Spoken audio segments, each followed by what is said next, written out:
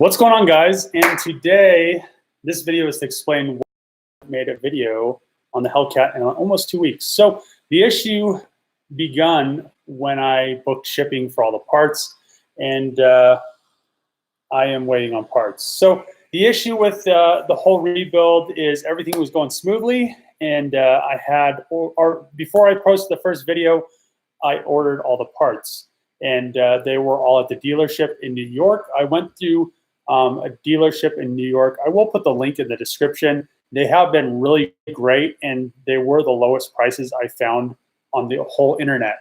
So they ordered all the parts that I needed. It was like $15,000 in parts, and then I booked shipping. So I have used UShip before in the past, and I've had a few issues with them, but not, I guess I've had pretty consistent issues with them. So the Volvo, one of my subscribers actually had to go pick it up because I booked it with UShip.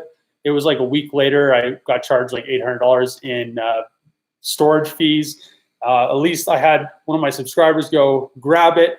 It was super awesome of him, and he brought it to Colorado, and I paid him, what I was going to pay them to ship it, but then I had the additional fees.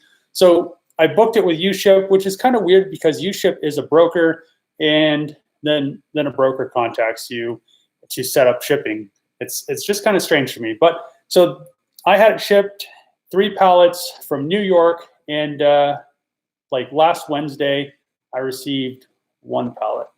So I got 1 pallet. I was like, well, what's up with this? So I contacted the broker that I was working with that then had to file a claim with UShip, which is kind of weird. So I had all this stuff insured. And so I have it insured. It's not that big of an issue that they lost it. The only issue is now it's holding me back on the videos. So the Hellcat build was going super smooth. If everything would have went to plan, I would have got the parts right when I got the whole front end of the car, and I would have been able to take that over the frame machine and have everything.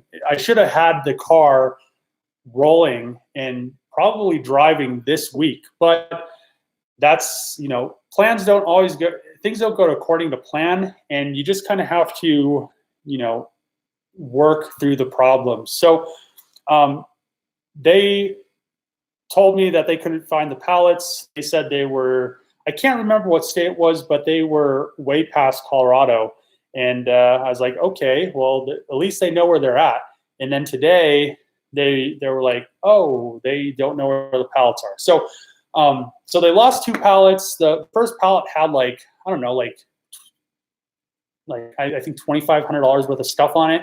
It had the subframe. It had just some random stuff on it. It had like the clock spring. It had like 4 things in it had like fender liners and stuff. So it didn't, the first pallet was like almost worthless, but this claim is probably going to take like a week, and then they have to reorder parts.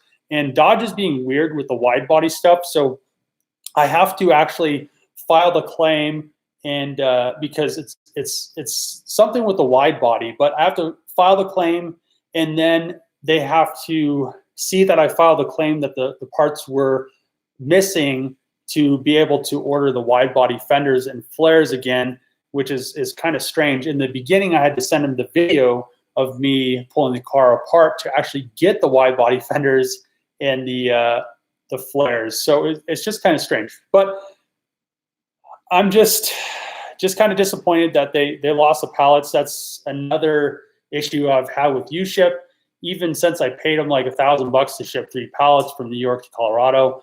And now hopefully I get that money back. I'm hoping.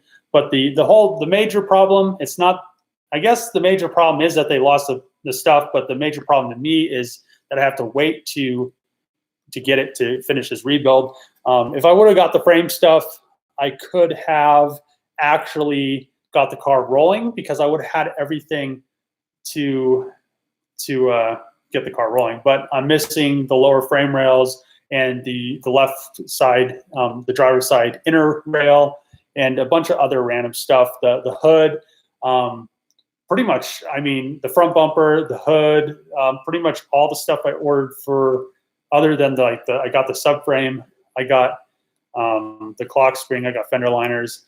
It's just just kind of, you know, it just puts a bad taste in your mouth, even since U-Ship is supposed to be like a good way to ship stuff around the country. And so far I've had bad experiences with them every time I've used them. And I don't want to like put it that, you know, I don't know. I got insurance. I really don't care.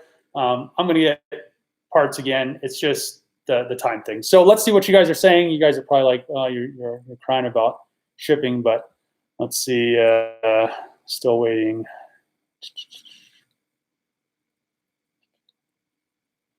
Let's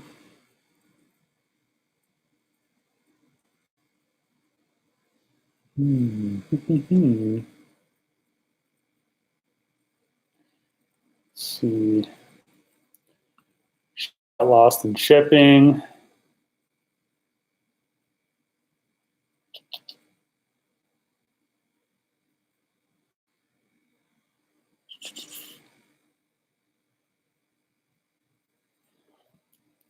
Okay, so I don't know.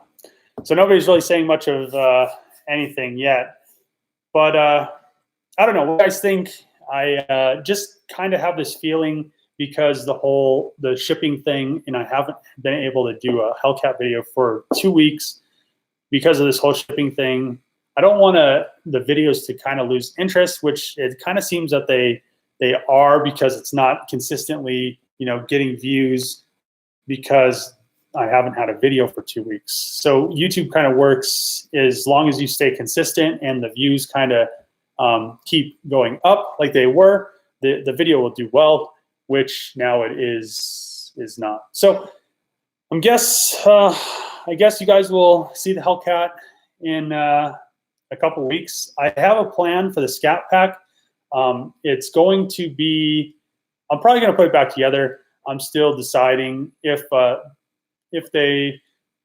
might make it wide body. So I might make it wide body, and I may end up buying a red eye swap for my Hellcat, and then use my Hellcat swap for the Scat Pack, and then use the Scat Pack swap for something else. We'll see, but I'm not exactly sure. I kind of wouldn't mind having it's like 795 horsepower that the red eyes have. It's just, I think it's a bigger supercharger and larger injectors. But if I go that way, why not just turbo that 6.4 and throw out the Scat Pack, because that thing would be a monster. And but I do have a plan for it other than what I just told you.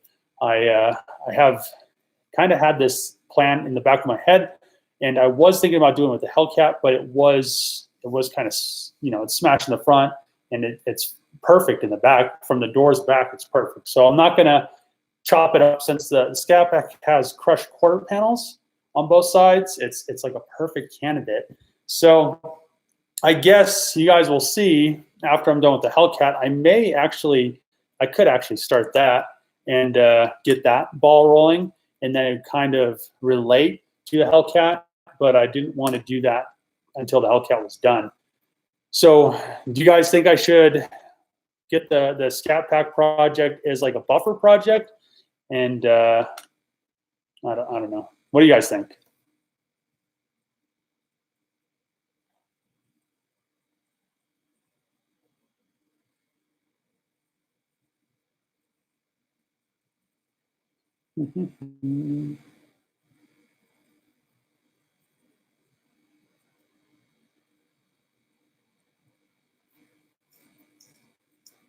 Someone said I bought a parts car. What happened to that?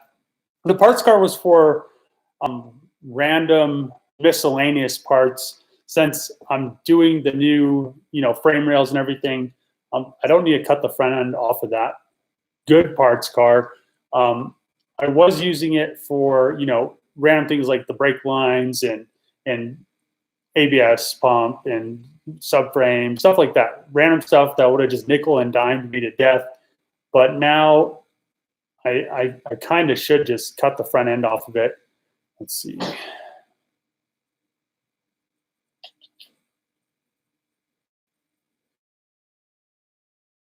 Wiring today. If you follow me on Instagram, you would see that I was working on the wiring. I'm probably going to make a video on that and post it on Monday. I just wanted to get it all sorted with getting the wiring all nice and tucked in and finally finished on that.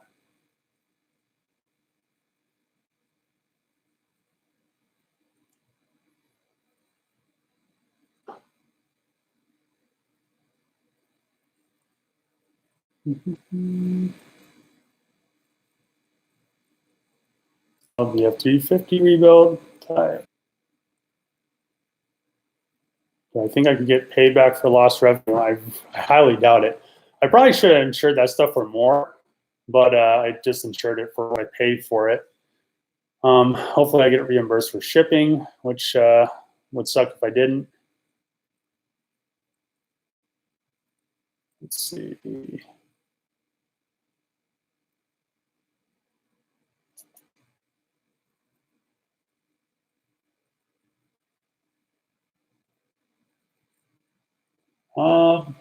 Buffering.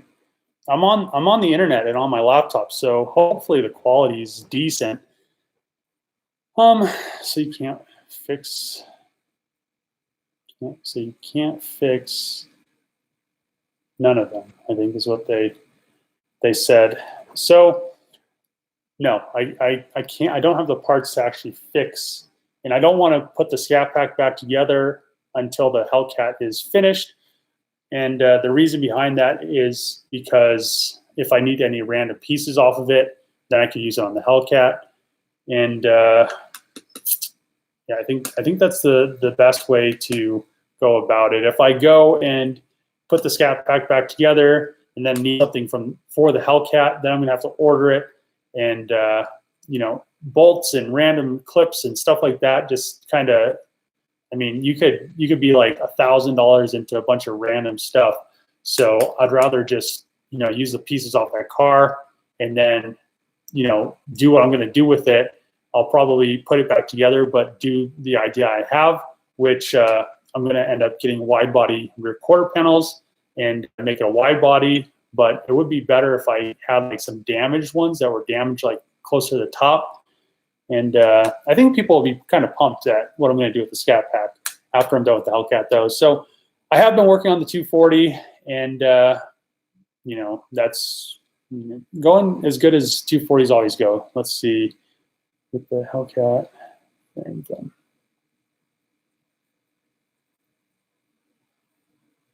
$2,000 GT.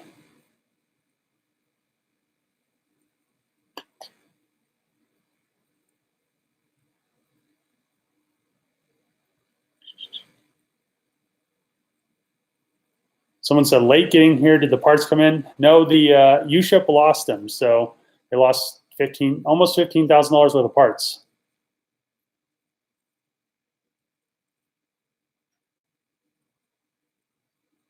How's the house project?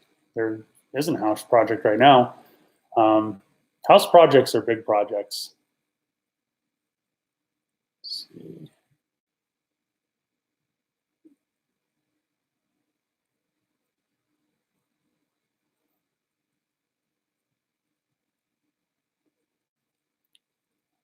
Get the parts myself. I would, but I'm in Colorado and the place is in New York City. So that's quite a long drive to go get the parts myself. It probably would have saved me some headache, but we had like the whole like drift event thing with Adam and Chris. So that was, you know, I should have had the parts by the time that was over, and I should have had like everything.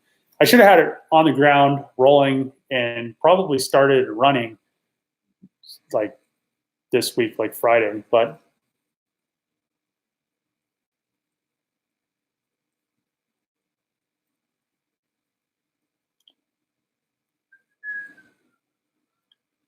how did they lose my parts? I think what happened was they shipped the one pallet and the other two just sat there.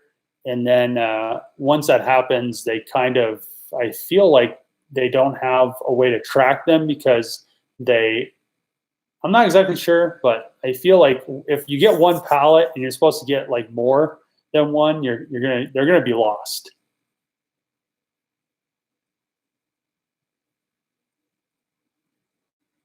The Hellcat key, did I manage to track it down? I did not. I had the the lady's number, but she never would answer her phone or return my message. So I think the only thing I could think of is, and I found her Facebook profile, so the only thing I could think of is maybe she's in jail, because it just goes to voicemail, and I don't know, just kind of because she hasn't posted anything on Facebook, and usually girls post shit on Facebook. So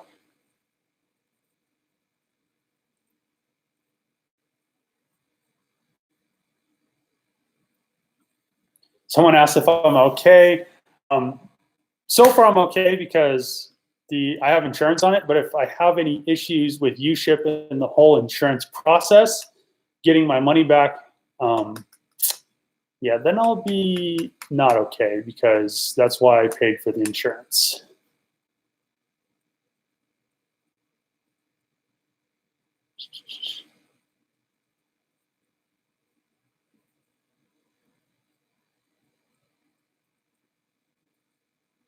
Buffering, change location. I'm inside the house. I think the router is like 20 feet that way in the same room. So hope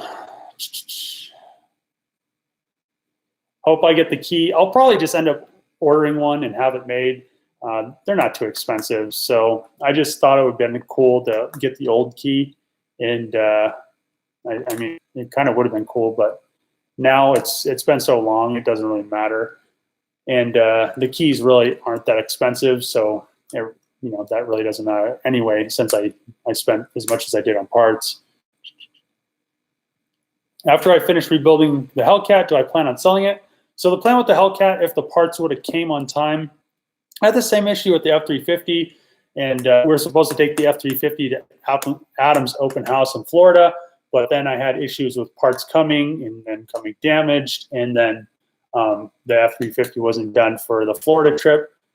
Hellcat was supposed to be ready for grid life at the end of July, and I don't see that happening, just because the fact that it's like, what's the day today? It's June 27th, and if it takes a week for them to finish the claim, and then I have to prove to Dodge that they lost the parts for them to order the new wide body stuff for me again, and that'll probably be another week, and then another week to get it shipped here. And yeah, so I don't think I'm going to be making grid life with the Hellcat. The plan was to make grid life, drive the Hellcat at grid life, and then like pretty much right after grid life, actually the initial plan was to take the Hellcat to California for 4th of July and do some stuff in California for the 4th of July with the Hellcat. But that kind of got set back, and then I was like, well, maybe I can make grid life, and that's, you know, I don't think I'll make that, which I don't know. I think grid life, it's going to be the first time they had it in Colorado, so it may not be that good. And the plan after the Hellcat was done, after doing grid life in California, was to see and maybe do a giveaway on it. I would hope the videos would be doing better, and I feel like the truck videos did a lot more views by, you know, this time. I think the truck video was like 200-something thousand, and the Hellcat video is only at 54,000. So there is, you know, kind of a big difference, and the Hellcat is a lot more expensive of a car. Yeah. So I don't know. I think I still want to do a giveaway with it. I just want to kind of I wanted to enjoy it for at least a month before doing a giveaway on it, and then be you know, there has to be enough people interested in the giveaway, because I don't want to. I don't mind just breaking even on it, but I don't want to like lose a bunch of money, you know, on it, because I would like to, you know, the point of doing a giveaway is to, you know, be able to buy the next project and build the next project and possibly do like a giveaway on that. The next project, I haven't been reading the comments, but the next project I have been thinking, you know, a little thing, and all other projects on the side don't really count as projects until I get like super crazy with the 240Z, and then I'll do a project on that. But I think the next project, I really I don't know. I really don't want to be like one of those people that I bought like a Lamborghini or I bought like something, but I have been wanting an NSX, and I think first I need to go see if I could fit in an NSX and drive, because the FD, I have the FD, and it's kind of too small. I've been needing to get a seat and try to modify it so I can fit in a little bit better. If I can't fit in the FD, I'm probably going to sell that, and I want an NSX, but I want to make sure that I can fit in it. The Supra, the old Supras, like the Mark IVs, they're like super big inside. They were made for tall people, and a lot of the Japanese cars weren't. Surprisingly enough, a 240Z is like the same seat space as a Supra, but I have been kind of feeling an NSX. We will see what the future has in store. Rotary swap, an S2K. I don't believe I could fit in an S2K. Ty had one, and I think I remember not being able to fit in it. I can't really remember, but the Hellcat, the Hellcat build will be hopefully finished within a month or two. I was hoping to have it running and driving by the end of next week, but now that the parts are lost, yeah, that's an issue. So let's see what some people are saying. I've been seeing these comments go by.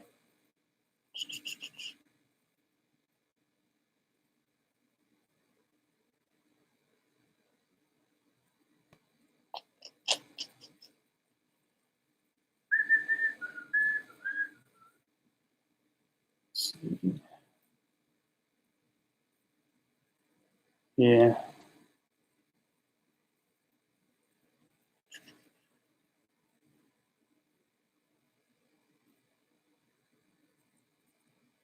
Have I looked under the seats? If the key was in the car, it's like keyless. It's push to start, so it would.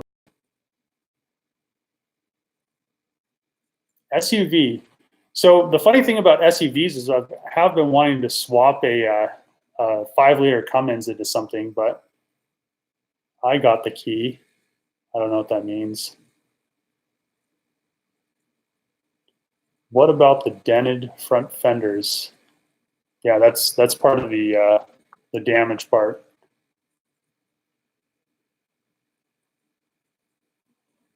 I hope they refund it. They better.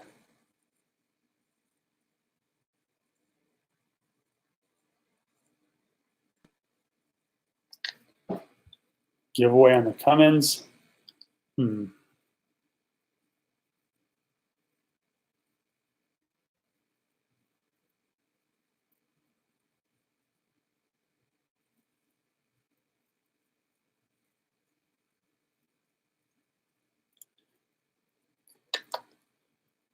Ooh.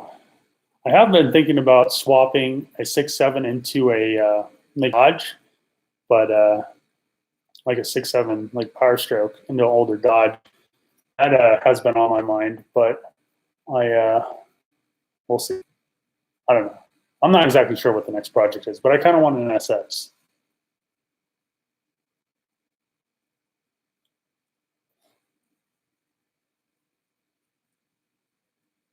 Dave just got swatted. Interesting. Plug into the router. Let's see. Why go RB when you can go JZ? Because RBs are so much better. People just don't build them.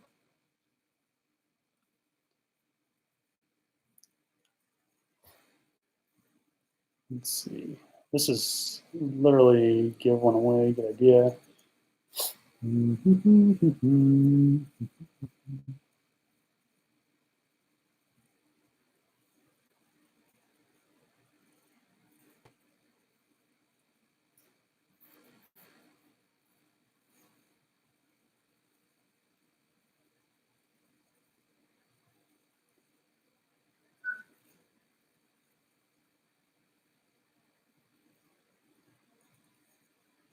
Oh man, I can't read these because it keeps like messing up. Who is this? Should I just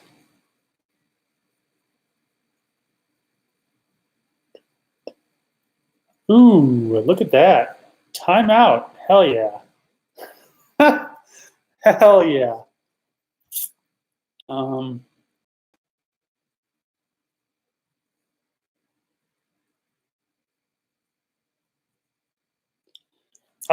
So I think it would be cool to power stroke swap the Dodge. Somebody said if I power stroke swap the Dodge, it'd break the internet. Literally, things you think are going to break the internet don't. The things that break the internet are like the dumbest things in the world, and I really don't want a bunch of like retarded cars. Like, I guess I kind of do have. Most of my cars are retarded, I guess. Like my 240s, I do not know why I have an obsession with them. I think it was just because it was like it wasn't my first car, but it was like the first cool car I had when I was in high school. But I like TJ Hunt rebuilds a supercar. Technically, TJ Hunt didn't rebuild a supercar. Ferrari rebuilt a supercar. I mean, if we're gonna go there.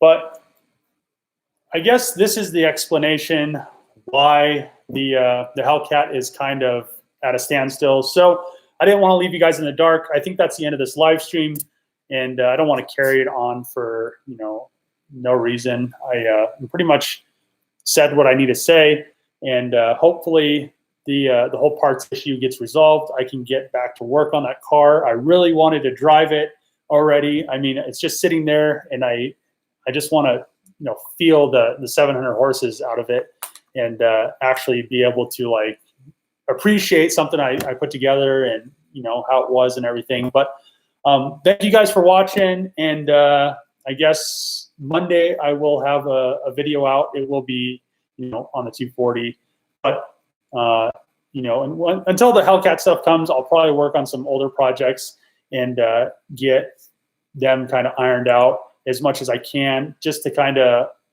burn some time until I get those parts. So thanks for watching the channel, and see you guys Monday, I guess.